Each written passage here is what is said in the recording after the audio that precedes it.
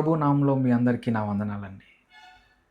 ఈరోజు మనం ధ్యానించబోయే వాక్య భాగం ఆదికాండము 5వ అధ్యాయము 28, 29 వచనాలు. Let me read for all of us. లెమెకు 182 బ్రతికి ఒక కుమారుని కని భూమిని యెహోవా శపించినందువలన కలిగిన మన చేతుల కష్టము విషయములోను మన పని విషయములోను ఇతడు మనకి నెమ్మది కలుగజేయును అనుకొని అతడికి నోవహు అని పేరు పెట్టెను. ఈ వాక్య భాగాన్ని మనం గమనించినట్లయితే లెమెకుకి ఒక గొప్ప ఆశ ఉంది. అదేంటంటే తనకి నెమ్మది కావాలి.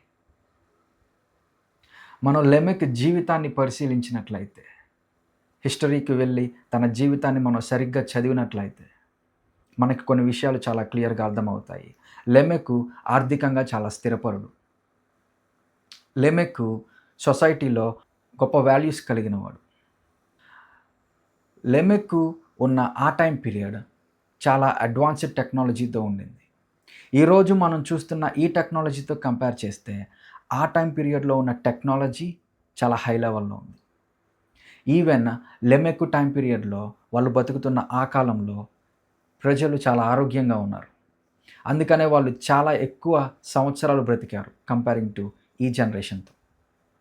సో అలాంటి పీపుల్, అలాంటి లెమెకు తను చెప్తున్న మాట, నాకు నెమ్మది లేదు, నాకు నా జీవితంలో అన్నీ ఉన్నాయి కానీ నాకు నెమ్మది లేదు. అదే లెమెకు చెప్తున్న మాట తన జీవితం ద్వారా. అయితే అన్నీ ఉన్నా కానీ తను ఇంకా ఆశపడే ఒకే ఒక్కటి నెమ్మది. అందుకే తనకి పుట్టిన బిడ్డకి నోవహు అని పేరు పెట్టాడు. నోవహు అంటే అర్థము నెమ్మది. ఈరోజు మన జీవితాల్ని మనం పరిశీలించుకుందామా ఒకసారి. లెమెకు తన జీవితాన్ని ఒకసారి వెనక్కి తిరిగి చూసుకున్నప్పుడు తన జీవితంలో తనకన్నీ ఉన్నా కానీ నెమ్మది లేదని చెప్తూ ఉన్నాడు. ఈరోజు నీ జీవితాన్ని నువ్వు పరిశీలించుకో ఒకసారి. నిజంగా నీ జీవితంలో నీకు నెమ్మది ఉందా? నీ పని విషయంలో నీకు నెమ్మది ఉందా? నీ కుటుంబ విషయాల్లో నీకు నెమ్మది ఉందా?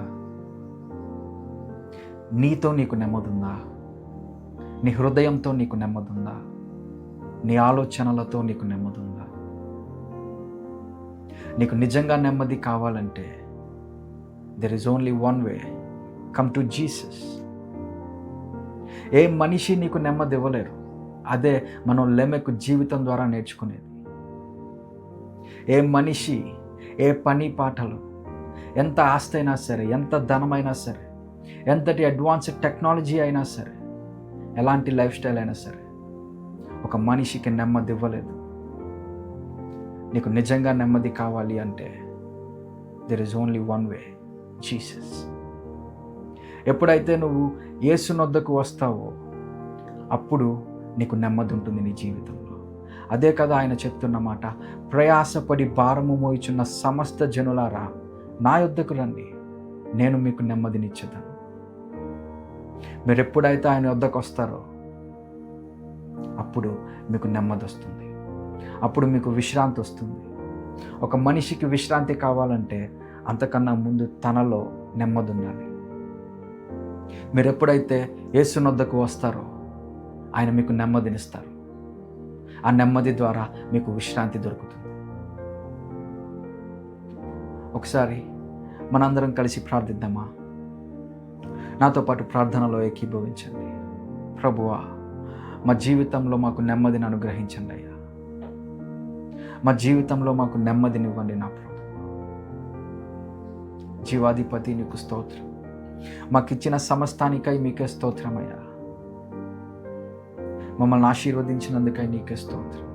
కానీ ప్రభువా, మాకింకా ఏదో ఒక లోటు, మాకు నెమ్మది లేదయ్యా. మాకు నెమ్మది కావాలి. ఆ నెమ్మది మీరే నా ప్రభువా. ఆ నెమ్మది మీరే. మీరు మాతో ఉండండి. మీరు మాకు విశ్రాంతిని అనుగ్రహించండి. మేము మీ వద్దకు వచ్చే భాగ్యాన్ని, ఆ ఆలోచనను, ఆ అవకాశాన్ని మాకు మరింతగా అనుగ్రహించండి. యేసు నామములో అడుగుతున్నాను నా తండ్రి, ఆమెన్.